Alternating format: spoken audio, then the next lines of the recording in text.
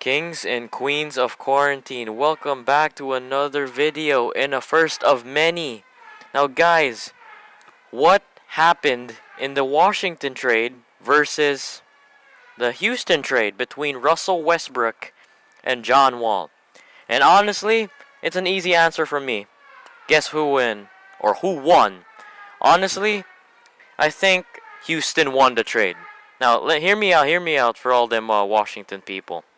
Look, Westbrook is still a terrific player, but I honestly think that he's not as good as he used to be. I mean, I've seen him drive, but he's not as athletic as he used to be, like when he was younger, you know?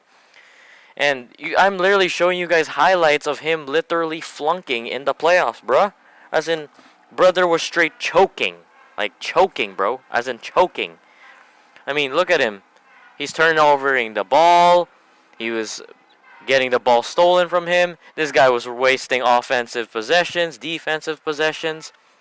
And his defense is shit. That's why the Lakers easily breezed through them. Not only because they had no big men. I mean, they had PJ Tucker, but bro, you think a 6'5" PJ Tucker can guard one Anthony Davis, LeBron James, JaVale McGee, and Dwight Howard? No, they can't. They literally can't. Of course, mas malakas, or the guards in Houston are way stronger than the Lakers, obviously. During that time, they have Harden, they got Westbrook, they got Clemens, they got Robert Covington. They got a good amount of firepower.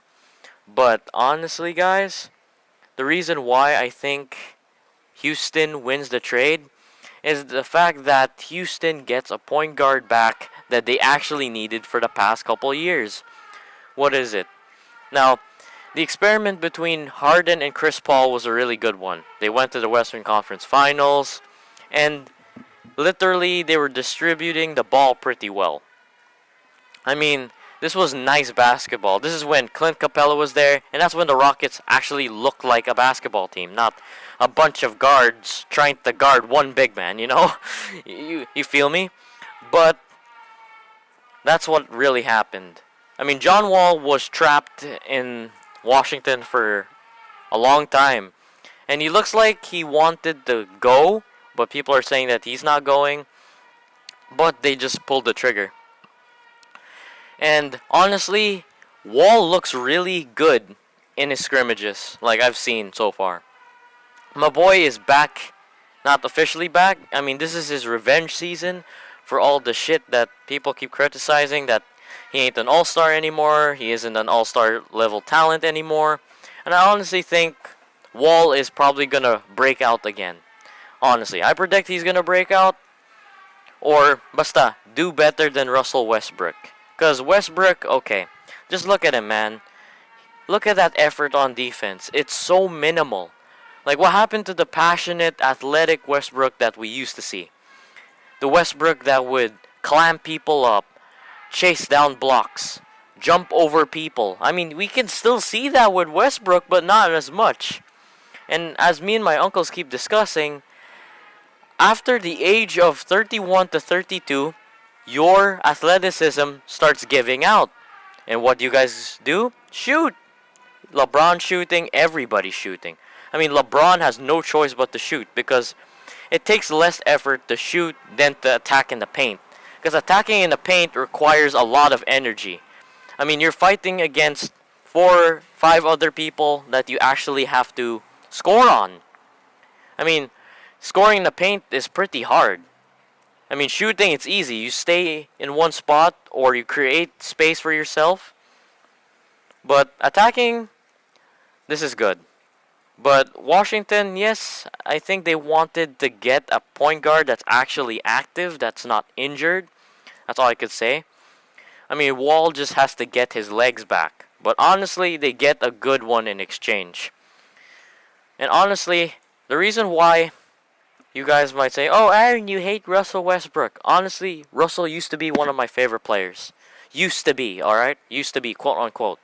Before he left, after he left OKC, I just didn't like him anymore. Him and Kyrie, as soon as they left their hometown team, no, not hometown team, sorry, the team that they actually started with, I started not liking them. Westbrook, I don't know about him, man. It's just that the I do what I want attitude, it just didn't work.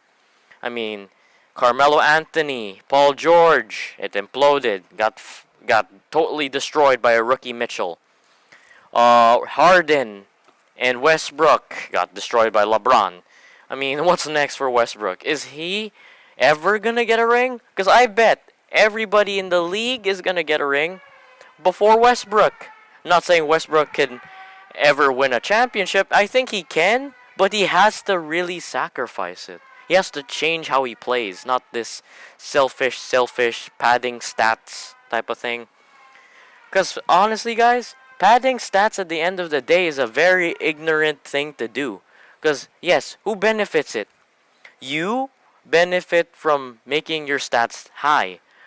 Your team doesn't really benefit it if at the end of the day you guys don't win the game, you guys don't make the playoffs, and you guys don't even make a playoff run at all. And honestly, this is Wall's revenge season, and I think Wall is going to do pretty well.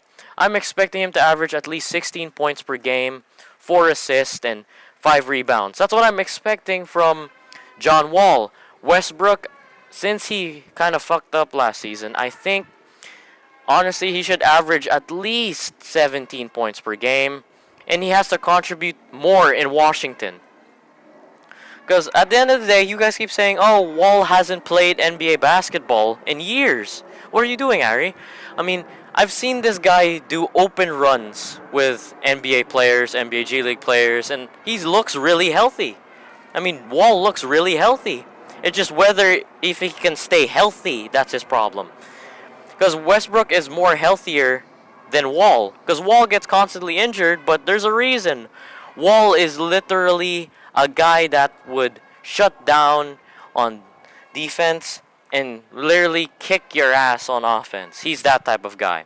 And unlike Westbrook, this guy can actually shoot.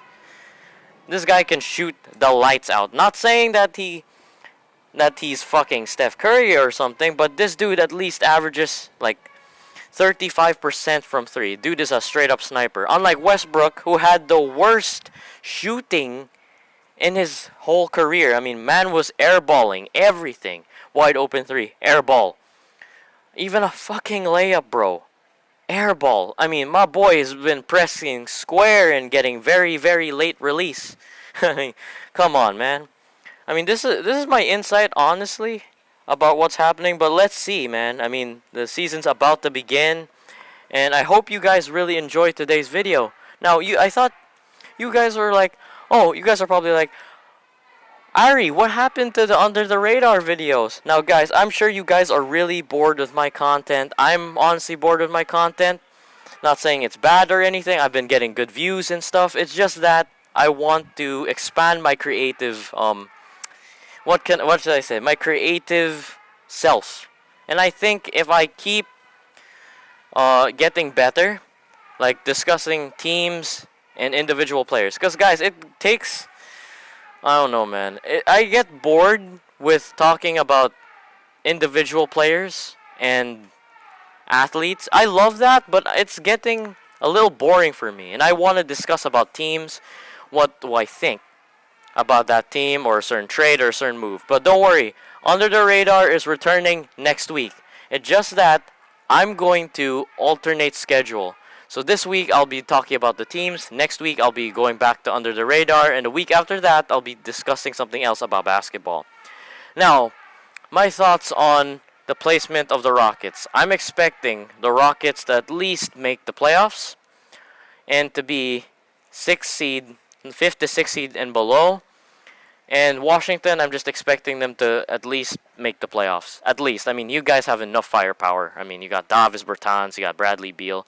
But the only problem in Washington is, guys, he has to give the ball to everybody else, including Bradley. Bradley has been holding the ball for 2 years, man. So Westbrook has to say, you know what, I got to pass, okay?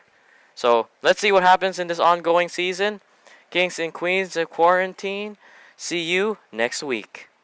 Bye-bye.